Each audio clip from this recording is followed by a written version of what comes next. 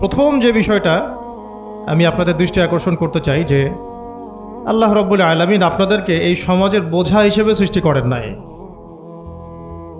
আল্লাহ রাব্বুল আলামিন আপনাদেরকে এই সমাজের বোঝা হিসেবে সৃষ্টি করেননি, বরং আল্লাহ রাব্বুল আলামিন আপনাদেরকে এই উম্মতের একটা গর্বিত অংশীদার হিসেবে সৃষ্টি করেছেন। আদম আলাইহিস সালাম যখন জান্নাতে ছিলেন তখনও তার কাছে হৃদয়ের মধ্যে কিছুটা শূন্যতা অনুভব হয়েছে, যেটা আল্লাহ রাব্বুল আলামিন হাওয়া আলাইহিস সালামকে দিয়ে পূর্ণ করেছেন এবং তার বুকের পাঁজরের হাড় থেকেই তার স্ত্রীকে আল্লাহ পাক সৃষ্টি করেছেন। এবং উভয়ের প্রতি আল্লাহ পাকের নির্দেশ কিন্তু সমান ছিল। এমন না যে আদম আলাইহিস সালামকে বলা হয়েছে এই গাছের কাছেও যেও না, হাওয়া আলাইহিস সালামকে বলা হয় না, এই ব্যাপারটা কিন্তু এমন নয়, বরং উভয়ের প্রতি সমান আদেশ ছিল। ওয়ালা তাকরাবা হাদিহিশ শাজারা, তাকরাবা শব্দটা দ্বিবচন, তোমরা দুজনের কেউই এই গাছের কাছে যাবে না। অর্থাৎ আল্লাহ পাকের যে আদেশগুলো আসমানি কিতাবের মাধ্যমে আমাদের কাছে এসেছে, এগুলো নারী এবং পুরুষের জন্য সমান। ক্ষেত্র বিশেষে কিছু কিছু সূরতে আমলের, চলাফেরার, উসুলের কিছু পার্থক্য আছে, কিন্তু আমভাবে প্রত্যেকটা নসিহত এবং আদেশ কিন্তু নারী পুরুষ সবার জন্য সমান। আমরা যদি চাই যে বাংলাদেশের মাটিতে দিন প্রতিষ্ঠা করতে, তাহলে শুধুমাত্র পুরুষদের ভূমিকা যথেষ্ট না, কোশ্চিনকালেও যথেষ্ট না। কারণ প্রত্যেকটা পুরুষই কোনো না কোনো মায়ের সন্তান, কোনো স্ত্রীর স্বামী, কোনো বোনের ভাই অথবা কোনো মেয়ের বাবা। তাহলে যদি শুধু পুরুষবাচক শব্দে আমরা সমাজ সংস্কার করতে যাই, আমরা ব্যর্থ হব। দুঃখের সাথে বলতে হচ্ছে এটা, কিছু কিছু ক্ষেত্রে আমাদের আত্মসমালোচনার দরকার আছে। আমরা পুরুষদের মধ্যে যে পরিমাণ মেহনত করেছি, করছি এবং করার পরিকল্পনা করছি, তার 50% আমরা মেয়েদেরকে নিয়ে ফিকির করছি না। যে কোনো দিনই বোন যদি হেদায়েতপ্রাপ্ত হন আল্লাহর পক্ষ থেকে, তারপরে সে যে পড়াশোনা করবে, এই পড়াশোনা করার মতো উপযুক্ত প্রতিষ্ঠানও আমরা তাদেরকে দিতে পারি না। নিরাপত্তা, পর্দা এবং সহজলভ্যতা, যে সহজেই সে জ্ঞান শিখবে নিরাপত্তার সাথে, পর্দার সাথে, বাসার কাছাকাছি মাহরামদেরকে সাথে নিয়ে, এমন পরিবেশ কিন্তু হাজারে একটা মেয়েও পাচ্ছে বলে আমার মনে হয় না। তো এই অবস্থা চলতে থাকলে আমরা ইসমাইল আলাইহিস সালামদেরকে জন্ম দিতে পারবো না। যদি প্রত্যেকটা পরিবারের কর্তা ইব্রাহিম না হন এবং মায়েরা হাজরা আলাইহিস সালাম এবং সারা আলাইহিস সালামের মতো না হন, তাহলে তো ইসমাইলি প্রজন্ম আমরা জন্ম দিতে পারবো না। সেক্ষেত্রে আমরা আল্লাহ পাকের জমিনে দিন প্রতিষ্ঠাও করতে পারবো না। এই পৃথিবীতে আমাদের কাজটা কি? এক নাম্বার হচ্ছে আল্লাহ পাককে চিনতে শেখা, আল্লাহ পাকের সামনে আত্মসমর্পণ করা, তার নবীর সুন্নতগুলো মেনে চলা, হালাল খাওয়া, একটা আদর্শ পরিবার গঠন করা, সন্তানদেরকে মানুষ করা, দিনের দাওয়াতের কাজ করা এবং দিনটাকে আল্লাহর জমিনে প্রতিষ্ঠার চেষ্টা করা। এছাড়া কি আমাদের কোনো কাজ আছে পৃথিবীতে? বাকি যে কাজগুলো সেগুলো আনুষঙ্গিক এবং সেগুলো ইবাদত হিসেবে গণ্য হবে যদি আল্লাহর জন্য হয় এবং রাসূলের তরিকায় হয়। যেমন কেউ যদি ঘুমায়, ঘুমানোর কাজটাও তো ইবাদত, যদি সেটা রাসূলের তরিকা মোতাবেক হয়। সিম্পল। খাওয়া দাওয়া করা, আমরা আমাদের চাহিদায় খাই, কিন্তু এটাও ইবাদত হিসেবে গণ্য হবে যদি খাওয়ার সুন্নাতটা আমরা ঠিকমতো আদায় করতে পারি। তাহলে প্রতিটা কাজই সুন্নাহ এবং ইবাদত হবে যদি আমরা সেটার তরিকা ঠিক রাখি। মূল কাজগুলো কি? মূল কাজগুলো হচ্ছে যে, আবার বলতেছি, মূল কাজগুলো হচ্ছে, এক, এই পৃথিবীতে আল্লাহকে চেনা, আল্লাহকে চিনতে শেখা। দুই, আল্লাহ রাব্বুল আলামিনের সামনে শর্তহীন আত্মসমর্পণ, শর্ত সাপেক্ষে না, একদম নিঃশর্ত আত্মসমর্পণ।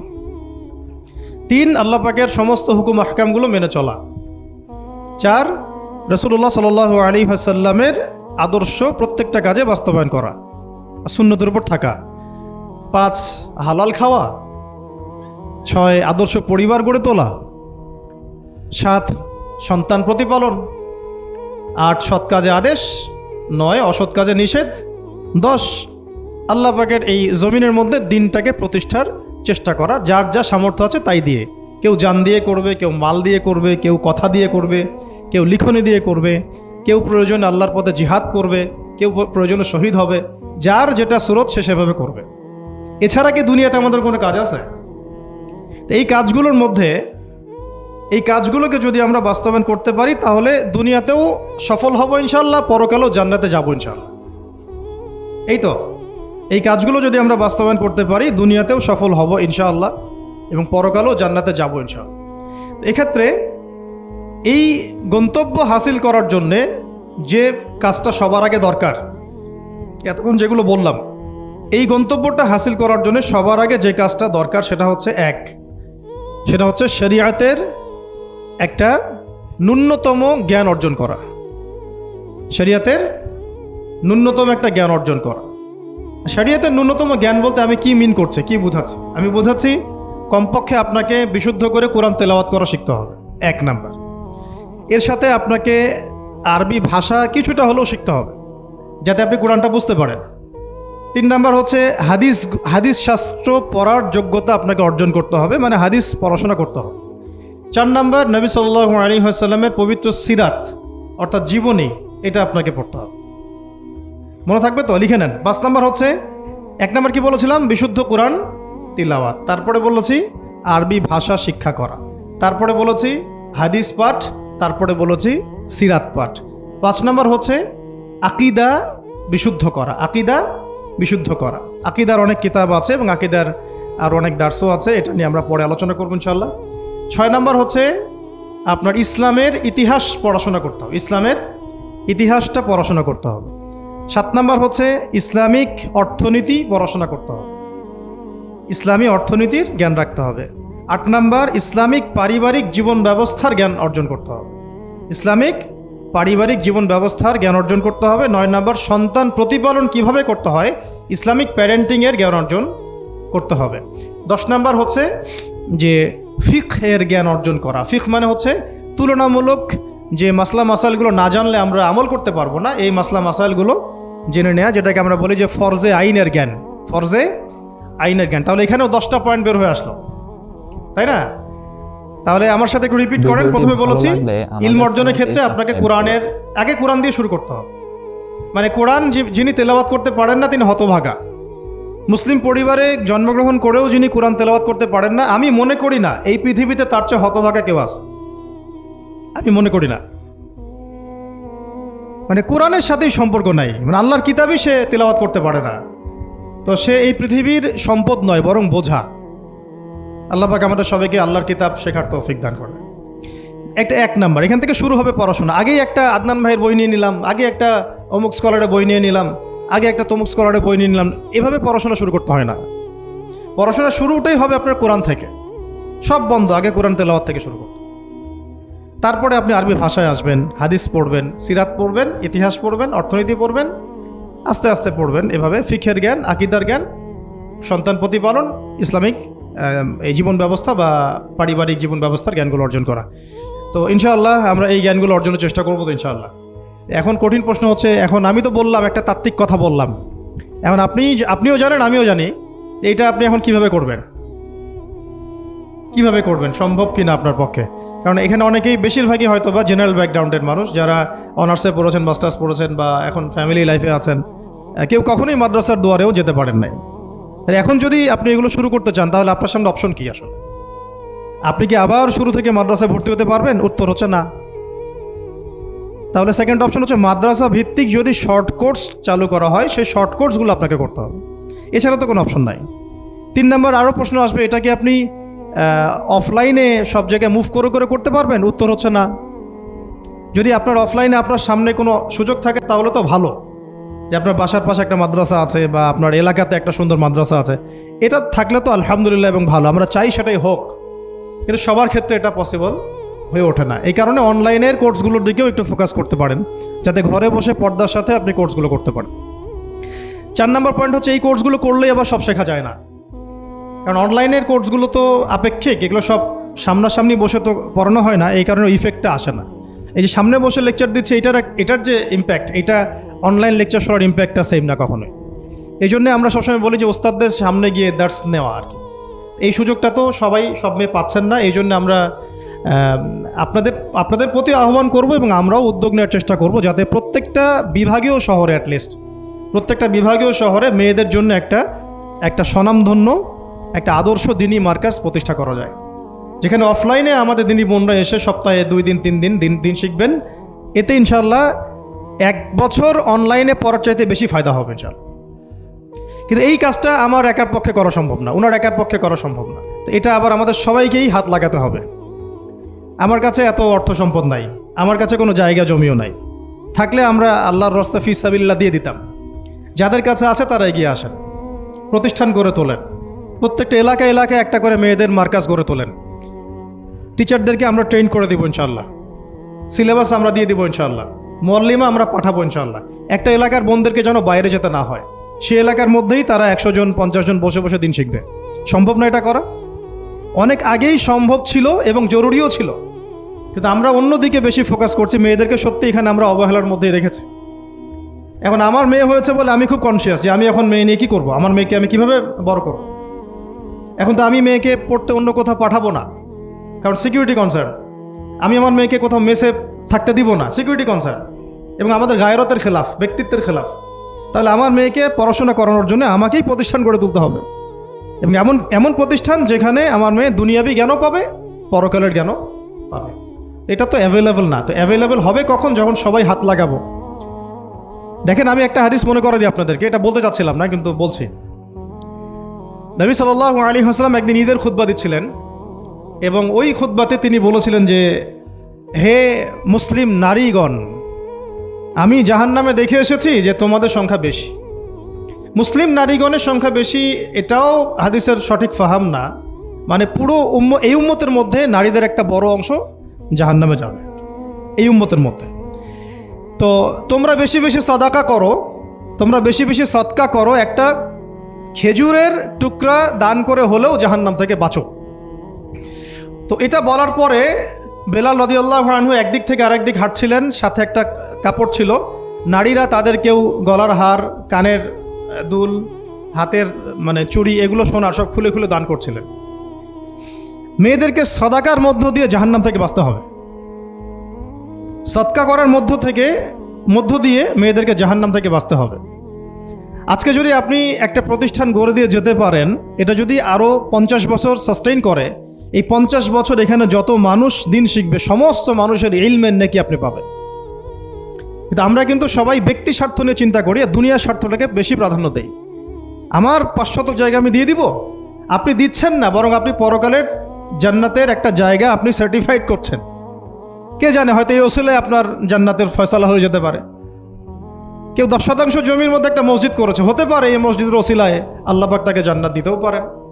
কেউ একটা মাদ্রাসা প্রতিষ্ঠা করেছে, এখানে হাজার হাজার স্টুডেন্ট পড়াশোনা করছে, কে জানে, হয়তো এই ওসিলায় আল্লাহ পাক তাকে পরকালে জান্নাত দিতে পারেন। তো সাদাকা, এগিয়ে আসা এবং শিক্ষা খাতে নিজেদের জানমাল, অর্থ সম্পদকে ব্যয় করা আমাদের একার পক্ষে এখন আর এগুলো সম্ভব না। হ্যাঁ, যদি আমার কাছে রাষ্ট্রীয় কোনো ক্ষমতা থাকতো বা শিক্ষা বিভাগের কোনো ক্ষমতা থাকতো, তাহলে প্রত্যেকটা মসজিদ ভিত্তিক আমরা মেয়েদের আলাদা শিক্ষার ব্যবস্থা করতাম। মসজিদ ভিত্তিক, প্রতিষ্ঠানের প্রয়োজনই নাই। মসজিদের মধ্যে একটা আলাদা কর্নার করে ফেলা যায়, মেয়েদের জন্য স্বতন্ত্র, এখানে কোনো পুরুষের এন্ট্রেন্সই থাকবে না। মেয়ে শিক্ষিকা, মেয়ে ভলান্টিয়ার সবই মেয়ে, এবং ওস্তাদদেরকে দিয়ে এখানে ফরজে আইন থেকে শুরু করে তাদেরকে একদম মৌলানা পর্যন্ত পড়ানো সম্ভব। উদ্যোগ নেওয়া হয় নাই বিগত 30 বছর 40 বছর। তো ইলম অর্জনের পথে আবার এরকম প্রতিবন্ধকতা আসবে, সেগুলোকে ফেস করার বা সেগুলো সলভ করার জন্য আমাদেরকে কিন্তু ফিকির করতে হবে। আর এই ফিকিরটা 1-2 মানুষের কাঁধে চাপিয়ে দিয়ে আপনি কিন্তু দায়মুক্ত হতে পারবেন না। যেমন আজকে সেমিনার এখানে করেছি, আপনারা চাইলে কিন্তু এই ধরনের সেমিনার আপনাদের এলাকাতেও করতে পারেন, সেখানে গেস্ট হিসেবে তাদেরকে ডাকতে পারেন। দাওয়াতের মেহনত শুরু হয়ে গেল। যদি বসে থাকেন যে প্রত্যেক 2 মাস পর পর ওস্তাদারা আয়োজন করবেন এবং আমরা যাব, তো এটা তো তখন এককেন্দ্রিক কাজ হয়ে গেল। তার রেজাল্টটা কিন্তু মানে সামান্য রেজাল্ট পাবেন আপনি, আর যদি সবাই হাত লাগান রেজাল্টটা বেশি হবে। তা আমি আপনাদেরকে উদ্বুদ্ধ করতে চাই যে দিনের পথে আপনারা দাওয়াতের মেহনতে নেমে আসেন, এমনকি দিন প্রতিষ্ঠার সংগ্রামে আমাদের পাশে দাঁড়ান। কিন্তু এর আগে যোগ্যতা অর্জন করেন, যোগ্যতাটা ইলমি যোগ্যতা। আল্লাহ পাক আপনাদেরকে বোঝার তৌফিক দান করে নেন। এটা 1 নম্বর। এবং ইলমের পথে প্রতিবন্ধকতার কথাগুলো বললাম, এগুলোকে ফেস করার এবং এগুলোকে যেন রিকভার করতে পারি আমরা, সেই তৌফিক আল্লাহ আমাদের জন্য সবাইকে দান করেন। তো একটা মানে খুশির সংবাদই বলবো আপনাদেরকে দিতে চাচ্ছি, যে আমরা এই মিরপুর উত্তরার এই এলাকাটার মধ্যে আমরা চেষ্টা করছি যে অফলাইনে এরকম 2-1টা দিনই মার্কাজ প্রতিষ্ঠা করার। আপাতত ভাড়াতেই, এবং ইনশাআল্লাহ অল্প সময়ের মধ্যে আমরা ঢাকা শহরে, ইনশাআল্লাহ ঢাকা শহরে হোক অথবা ঢাকা শহরের একটু সাইডেই হোক, আমরা নিজস্ব জায়গা কিনে প্রতিষ্ঠান করে দেখাবো ইনশাআল্লাহ। এবং আমাদের পরিকল্পনা হচ্ছে একদম ফ্রম দ্য ভেরি বিগিনিং, এই নুরানি থেকে শুরু করে, প্লে গ্রুপ থেকে শুরু করে আস্তে আস্তে গ্র্যাজুয়ালি দাওরা হাদিস এবং মাস্টার্স পর্যন্ত নিয়ে যাওয়া, দুইটাই যেন থাকে। এবং আমার পরিকল্পনা হচ্ছে মাস্টার্সের পরে আমাদের ছেলেমেয়েরা যেন বড় বড় ফ্যাকাল্টিগুলোতে পড়াশোনা করতে পারে, ওই রাস্তাগুলো খুলে দেয়া। তো এই কাজগুলো আমার একার পক্ষে আসলে সম্ভব না। আপনারা যদি এগিয়ে আসেন সবাই, দিনী ভাইরা, দিনী বোনরা, এবং আমাদের বিত্তশালী যারা আছেন, যাদেরকে আল্লাহ পাক সৎ হৃদয় দিয়েছেন এবং দান সৎকা করার মতো মানসিকতা দিয়েছেন, ইনশাআল্লাহ আসেন একসাথে হাত লাগায় কিছু করি, আল্লাহ পাক করার তৌফিক দান করেন। আর এই দেশের এই সময়টা, দেশের চলমান এই সময়টা আমাদের জন্য দিনের কাজ করার একটা উর্বর সময়। এখন যদি আমরা এই বিষয়গুলো গুছিয়ে নিতে পারি, ইনশাআল্লাহ আগামী 10 বছর পরে ভালো ফলাফল পাবো ইনশাআল্লাহ। আমার মেয়ের বয়স আজকে থেকে 10 বছর পরে হবে 11 বছর। তো 11 বছর বয়সে আমি আয়েশাকে কোথায় দেখতে চাই, মারিয়ামকে কোথায় দেখতে চাই, ঠিক আছে, আমি আমার মেয়ে খাদিজাকে কোথায় দেখতে চাই, এটা আমাকে এখন থেকে ফিকির করতে হবে। রেডিমেড কিছুই পাবেন না, এই যুগ রেডিমেড আপনাকে কিছু দিবেই না। যদি মনে করেন একটা স্কুল প্রতিষ্ঠান চাচ্ছে রেডিমেড, যেখানে বাচ্চাকে ঢুকাবো ওকে আলেমা বানিয়ে বের করে দিবে, এমন কোনো প্রতিষ্ঠান আপনি পাবেন না। রেডিমেড কিছু হয় না, নিজের অনেক কন্ট্রিবিউশন লাগে এখানে। শুধু প্রতিষ্ঠান, শুধু কিতাব কখনোই একজন ব্যক্তির ভবিষ্যৎ গড়তে পারবে না। শুধু প্রতিষ্ঠান, শুধু কিতাব পারবে না। তো অনেক গভীরে চলে যাচ্ছি, মূল কথাটা আশা করি বোঝাতে পেরেছি। ইলম যেমন অর্জনও করতে হবে, ইলম মানুষের কাছে সহজলভ্য করার প্ল্যাটফর্মও তৈরি করতে হবে। আল্লাহ পাক আপনাদের সবাইকে এগিয়ে আসার তৌফিক দান করেন, আমিন। আসেন শুরু।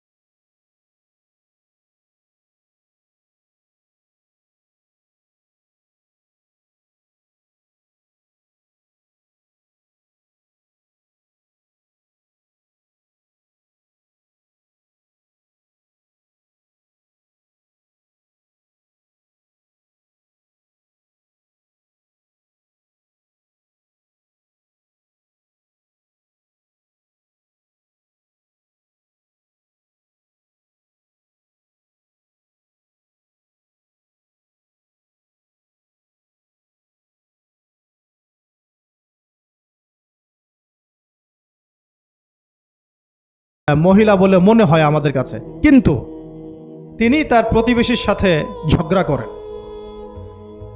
তিনি তার প্রতিবেশীর সাথে ঝগড়া করেন এবং বাজে ল্যাঙ্গুয়েজ ইউজ করেন। নবী সাল্লাল্লাহু আলাইহি ওয়াসাল্লাম বলেছেন যে তিনি জাহান্নামী, নাউযুবিল্লাহ। আরেকজন মহিলা সম্পর্কে বক্তব্য এসেছিল, আরেকজন সাহাবী বলেছেন যে আমাদের বাসার পাশে একজন মহিলা আছে, তেমন কোনো নামাজ, খুব বেশি ইবাদত করেন না, কিন্তু তার আখলাক চরিত্র খুব নরম কোমল, নবী সাল্লাল্লাহু আলাইহি ওয়াসাল্লাম বলেছেন তিনি জান্নাতি। তাহলে আমরা এই হাদিসটা থেকে বুঝতে পারছি যে আমলের মূলনীতিটা আসলে কি। আমল মানে এই না যে একেবারে সবসময় আমাকে নামাজ রোজা হজ জাকাতেই ফোকাস করতে হবে, আমার আদাবুল মুআশারাটাও অনেক বড় ব্যাপার, চলাফেরা ওঠা বসা আমাদের ডিলিংসগুলো। তো এখানে আমি একটু বলবো আপনাদেরকে, কারণ এই যুগটা তো অনলাইনের যুগ, মিডিয়া দ্বারা প্রভাবিত হওয়ার যুগ, বিভিন্ন সিরিয়ালস আমাদের মাথায় এখনও বসে আছে, দেখেছি জীবনে আমরা অনেক সময় কেউ না কেউ। তো এইগুলো আমার মাথায় কিন্তু ইম্প্যাক্ট ফেলে, এগুলো আমাদের মাথায় ইম্প্যাক্ট ফেলেছে, সমাজ ব্যবস্থা আমাদের মাথায় ইম্প্যাক্ট ফেলেছে, যে পরিবেশে আমরা পড়াশোনা করেছি ওই পরিবেশটা আমার উপর ইম্প্যাক্ট ফেলেছে। সব মিলে আমাদের মাথাটা এখন পুরো দূষিত, আমাদের মাথাটা কিন্তু পুরাই দূষিত, কলপটা আরও দূষিত। এইখানে যে বিষয়গুলো ফোকাস করা দরকার, যে পিতা মাতার সাথে একদম কোমল হয়ে যান, ছেড়ে দেন, নিজের অধিকারে না আসলেও ছেড়ে দেন, পিতা মাতার সাথে কোমল হয়ে যান। পিতা এবং মাতা আপনার জান্নাত জাহান্নামের মাধ্যম। যদি স্বামী থেকে থাকে, স্বামীর প্রতি নরম হয়ে যান, তাকে ছাড় দেওয়া শিখেন। সবচেয়ে বড় কথা, তাকে মহব্বত করা তো অবশ্যই জরুরি, মহব্বতের চাইতেও বেশি জরুরি স্বামীকে বিশ্বাস করা এবং তাকে সম্মান করা। এমন কোনো কথা এবং কাজ না করা যেটা স্বামীর গায়রত বা ব্যক্তিত্ব আঘাত করে। আমি পয়েন্টটা হয়তো বোঝাতে সক্ষম হয়েছি।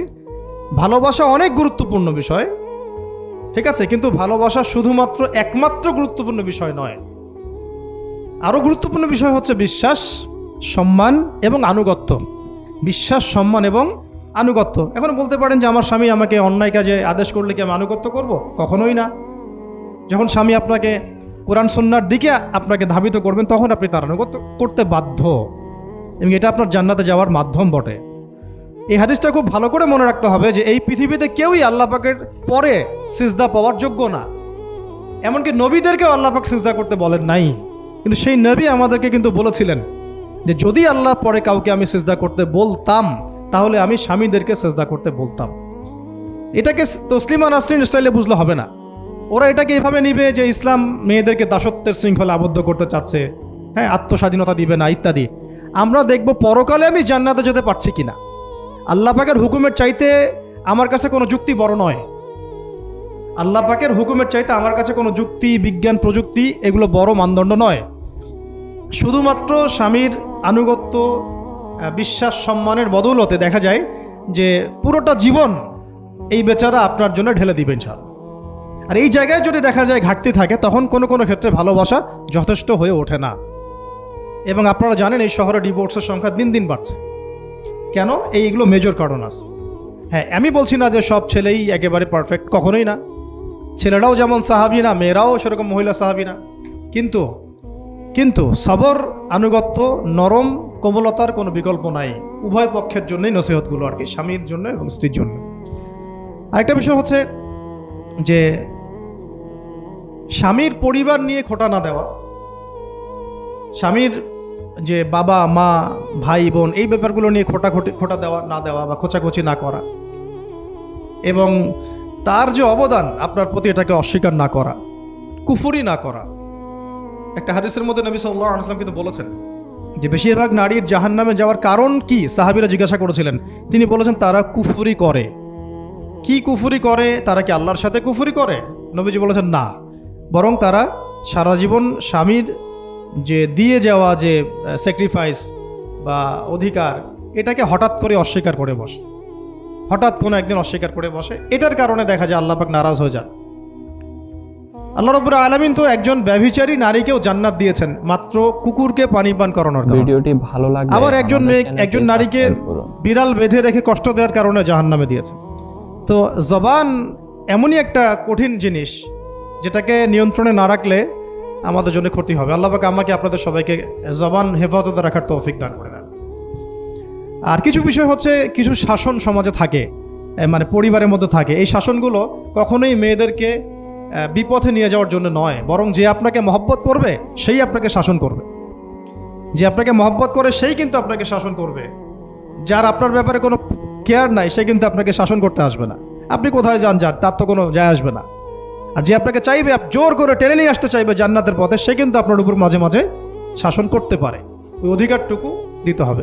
আর আমাদের মেয়েদেরকে ওই মেজাজেও তৈরি করতে হবে। তো পারিবারিক বিষয়গুলোর ক্ষেত্রে আসছিলাম, এটা একটু পরে আবার আসতেছি ইনশাআল্লাহ। যে ইলমের সাথে আমলটা খুব জরুরি, এবং আমলের ক্ষেত্রে শুধু নামাজ, রোজা, হজ, জাকাত এটাকে আমি মিন করছি না। মিন করছি যে আমার বাবার সাথে সম্পর্ক, মায়ের সাথে সম্পর্ক, আত্মীয়দের হক আদায় করছে কিনা, প্রতিবেশীর সাথে রিলেশন ঠিক আছে কিনা, এবং স্পেশালি পরিবারের স্বামীর সাথে আমার এই বিষয়গুলো ঠিক আছে কিনা। তো এগুলো যদি ঠিক থাকে অল্প আমল যথেষ্ট হয়ে যাবে ইনশাআল্লাহ তাআলা। আল্লাহ পাক আমাদেরকে ইলম অনুযায়ী আমল করার তৌফিক দান করেন, আমিন। 3 নাম্বার আমি পয়েন্ট নোট আউট করছিলাম মেয়েদের জন্য, যে আমি আমার মেয়েকে নসিহত করতাম যে বেশি বেশি দান সদকা করতে, বেশি বেশি দান সদকা করতে। মেয়েদের জন্য স্পেশালি সাদাকাটা বেশি করা উচিত। ছেলেরা তো সাদাকা করে, কম বেশি কিন্তু করে, যেহেতু তারা বাইরে থাকে। তো আপনারা সাদাকা করার জন্যে যদি স্বামীর অর্থ আপনাদের কাছে নেন, এটা দোষের কিছু না। চেয়ে নেওয়া, বলে নেওয়া, তাদের কাছ থেকে অর্থ নিয়ে সাদাকার একটা অংশ রাখা। দেখেন, আবু বকর রাদিয়াল্লাহু আনহুর নাম তো সবাই শুনেছেন। তিনি যখন খলিফা হয়েছিলেন তখন তার স্ত্রী কিছু কিছু করে সম্পদ জমিয়ে রাখতেন, খাবার জমিয়ে রাখতেন। পরে একদিন ভালো একটা খাবার রান্না করে খাইয়েছেন ওই জমিয়ে রাখা খাবার থেকে। এখান থেকে একটা বিষয় বুঝতে পারলাম, সম্পদ সেভ করা শিখতে হয়। একদম আমার ইনকাম আছে বলে যে একদম পুরো 1 লাখ টাকা ঢেলে দিতে হবে মাসে, জরুরি না।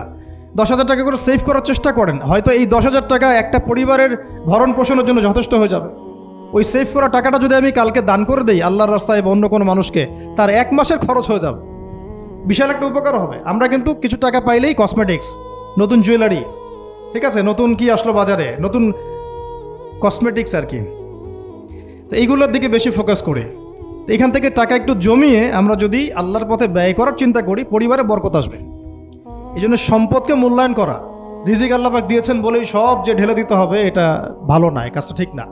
আল্লাহ পাক আজকে আপনাকে হয়তো 1 কোটি টাকা দিয়েছেন, কালকে আল্লাহ না করুক 1,000 টাকার জন্য মানুষের কাছে হাত পাততে বাধ্য করতে পারেন আল্লাহ পাক। এমনও কিন্তু দিন আসতে পারে, দিন সবসময় সমান থাকে না। আজকে আপনার কাছে 1 কোটি টাকা আছে, কিছু মনে হচ্ছে না, কালকে কে জানে, আল্লাহ না করুক যে 1,000 টাকা কারো কাছে চাইতে হচ্ছে, 1,000 টাকার জন্য ঠেকে গেছেন, হতে পারে না। তো রিজিককে মানুষ তাজিম না করলে রিজিক দূরে চলে যায়। দুটো বিষয় খেয়াল রাখবেন, দুটো বিষয়। এক হচ্ছে মাঝে মাঝে মনের মধ্যে কিছু আমল করার ইচ্ছা আসে না? মনে হলো যে আচ্ছা একটু 10টা আয়াত পড়ি, মনে আসে না মাঝে মাঝে, এমন মনে হয় না? ওই সময় এই যে মনের মধ্যে যে এই ইরাদাটা জাগ্রত হওয়া, এটাকে আমরা বলি ওয়ারিদ। অন্য ভাষায় আপনি বলতে পারেন মেহমান। কি বলতে পারেন? এটা আল্লাহর পক্ষ থেকে আপনার কলবের মধ্যে মেহমান হিসেবে এসেছে। এখন আপনি যদি আমলটা করেন, সেই মেহমান বারবার আপনার কলবে আসবে। যদি আপনি ওই সময় আমলটা না করেন, মেহমান চলে যাবে, মেহমান অসম্মানিত হলে পরে আর আসবে না। একইভাবে রিজিক আল্লাহ পাক দিয়েছেন, এর তাজিম যদি করতে পারেন রিজিক বেশি আসবে। রিজিকের তাজিম সম্মান করতে না পারলে রিজিক আসবে না, বেশি কমে যাবে। উসমান রাদিয়াল্লাহু আনহু সবচেয়ে ধনী ছিলেন না? কেন জানেন? কেন? এটা কি জানেন কেন ধনী ছিলেন? একে তো তিনি প্রচুর দান সদকা করতেন, এটা তো আপনারা জানেনই। আরেকটা জিনিস অনেকে জানে না, তিনি উটের পিঠে বসেছিলেন, কিছু একটা খাচ্ছিলেন, এই 2-1টা দানা পড়ে গেছে নিচে। উটের পিঠ থেকে নেমেছেন, নেমে সেই দানা উঠিয়েছেন, পরিষ্কার করেছেন, ধুয়েছেন, আবার খেয়েছেন। তার এই 2-4টা দানার কোনো কিন্তু মানে